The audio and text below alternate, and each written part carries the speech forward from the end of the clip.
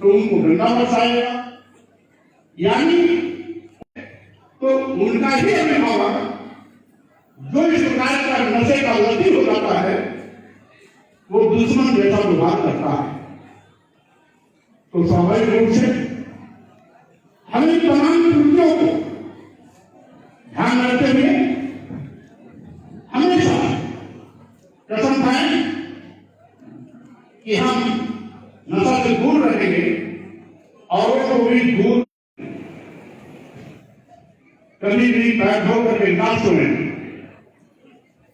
यानी इतना तो आसान विचार करते थे कि हमें कब क्या कैसे करना है, लंबी उम्र जीने के लिए, स्वस्थ रहने के लिए, स्वस्थ भारत के निर्माण के लिए हमें अपने को दायित्व की तरह से निर्वहन करना है। उस पर चलने के लिए स्वाभाविक रूप से हमें इन तमाम चीजों को छोड़ना होगा। मैं बहुत संक्षेप में इसलिए बोलूंगा कि बहुत विस्तार से माननीय सांसद जी ने मौका दिया, हम उन चीजों की क्वालिटी नहीं करें। हम केवल एक संदेश केवल ले जाना चाहते हैं। भगवान बुद्ध ने एक अच्छा जीवन यापन के लिए, अच्छे गृहस्थ के लिए, अच्छे मानव जीवन के लिए, मानव के कल्याण के लिए उन्होंने 5 संदेश दिए थे।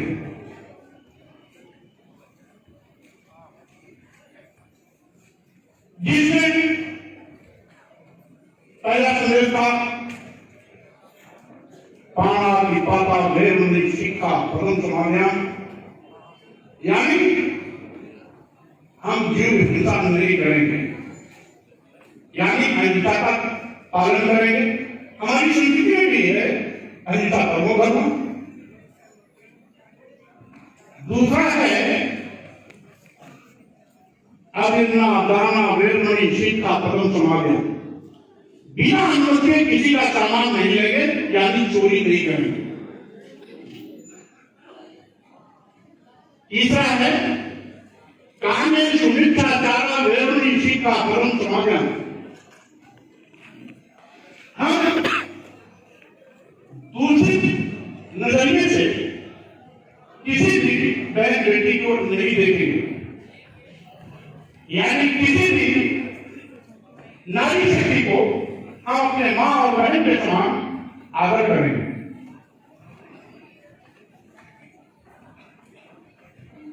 फिर चौथा है मूषा दाता वेदमणि शिक्षा प्रथम समान्या, हम झूठ नहीं बोलेंगे और किसी की निंदा नहीं करेंगे, यानी चुगलखोरी नहीं करेंगे। पांचवा जो उनका भगवान उनका संदेश है, पंचशील का जो पांचवा शील है वो यही है जो माननीय सांसद दोषर विरोधी चला रहे हैं। पांचवा शील है सुरा मेरे मध्य पमोदत्थाना वेदमणि शिक्षा प्रथम समान्या, यानी कोई भी किसी का चलन नहीं करेंगे, उसमें सबका नहीं है सुरा शराब, गांजा, भांग या अन्य नशीली चीज, जैसे आज बहुत सी चीज आ गई, कहीं स्नैक आ गया, कहीं बीड़ी आ गई, कहीं सिगरेट आ गया, दुनिया भर की चीजें, ये पांचवा चीज है भगवान बुद्ध का। और इन पांचों चीज में किसी भी चीज, कोई भी चीज बंद होता है तो स्वाभाविक रूप से परिवार को क्लेश होगा, वो परिवार का विकास रुकेगा, उस परिवार में कला होगी, वो परिवार एक से देखा जाएगा, वो परिवार कभी सम्मान का पात्र नहीं होगा, अनादर के नजरिए से देखा जाएगा। इसलिए हम समझते हैं कि आज हमारे माननीय सांसद कौशल किशोर जी का यह अभियान नशा मुक्त समाज बनाने का आंदोलन, यह समय की मांग। वैसे भी हमारे देश के माननीय प्रधानमंत्री जी की क्या है, सबको हाथ का निर्माण हो। स्वच्छ भारत तभी बनेगा जब हम इन तमाम विकारों से दूर रहेंगे। इन तमाम विकारों से दूर रहेंगे तभी हम स्वच्छ भारत का निर्माण कर सकते हैं। और इसलिए हम सबको मिलकर के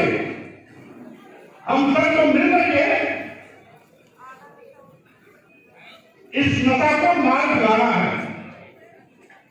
हम सबको मिलकर के इस नशा को मार भगाना है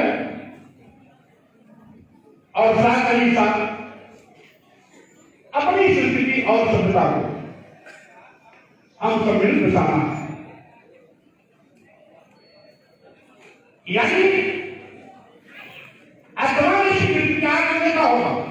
मैं तो खाटी गांव का हूं। मेरे गांव में माननीय अध्यक्ष जी दो ऐसे बड़ी जमींदार जिनके करीब 25 फलों की खेती होती थी, 25 जोड़े बाइयों की खेती होती थी।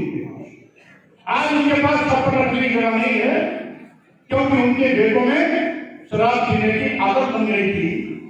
पूरी की पूरी संपत्ति यानी सैकड़ों बीघे से ज्यादा जमीन केवल शराब दे दिया, अंत में अपना घर दे दिया, पुश्तैनी घर दे दिया और ऐसा अवसर आया कि अपने गांव से भी पूरा परिवार कहां चला गया आज गांव के लोगों को पता नहीं।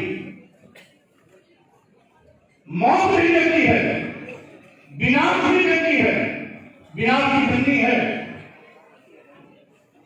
मैं पहले जम्मू से विधायक होता था, वहां राजा गांधीदेव का किला होता था। राजा रामलाल का दो चार भाई होते थे। केवल दारू पीने में राजा रामलाल कपूर सबकी पूरा का पूरा संघर्ष किया। मानिए अध्यक्ष जी, राजा गांधीदेव से जौनपुर के राजा शासक जी अनेकों बार लड़ाई, हर बार लड़ाई हार जाते। सात सदी में अपने कुछ खास लोगों से बोला कि जाकर के देखो कि राजा कन्नू की कमजोरी क्या है।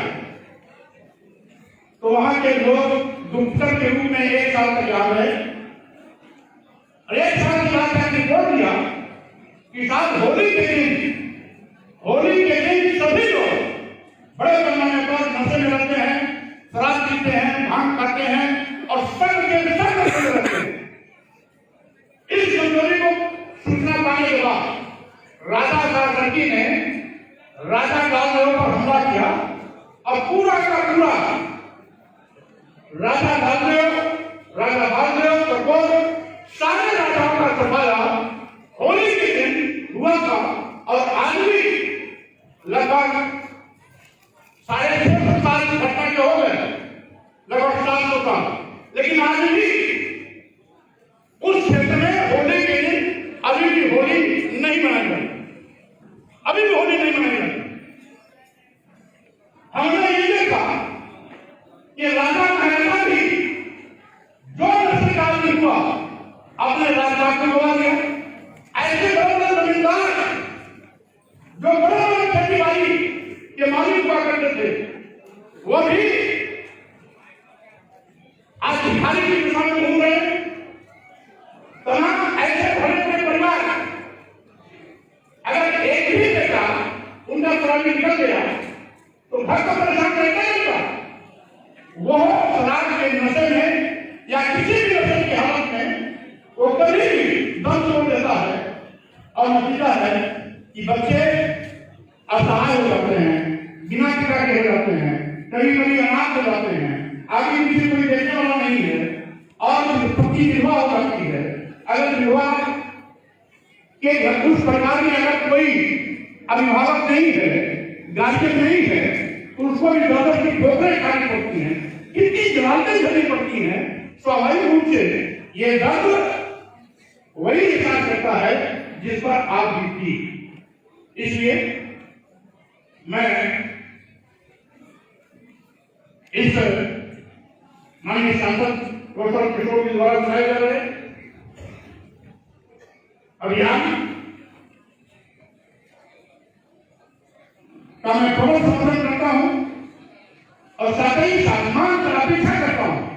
हमारे जितने नौजवान हैं, आप बहुत नए काम के लिए माननीय सांसद जी के इस अभियान के साथी बन रहे हैं, जवाब बन रहे हैं।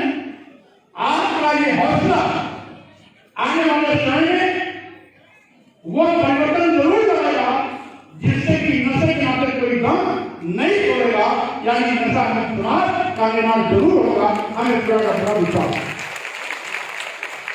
इसीलिए अभी चूंकि हमारे माननीय अध्यक्ष विधानसभा उत्तर प्रदेश मुख्य सचिव के रूप में आप देंगे, इसलिए मैं और लंबी बात न करती, मैं आप सबको अच्छे बात धन्यवाद दे रहा हूं कि आप सभी लोगों ने इस आंदोलन को देशव्यापी बनाने का निर्णय लिया है। हम समझते हैं आपके इस आंदोलन से लाखों लाख परिवार उजड़ने से बचेगा, लाखों करोड़ों नौजवान नशा मुक्त समाज बनाने में शरीक होंगे। खुद नशा को छोड़ेंगे, औरों के लिए भी वो नशा मुक्त समाज बनाने के लिए प्रयासों बनेंगे। इन शुभकामनाओं के साथ पुनः आप सभी को धन्यवाद देते हुए मैं अपनी बात को विराम देता हूं। धन्यवाद।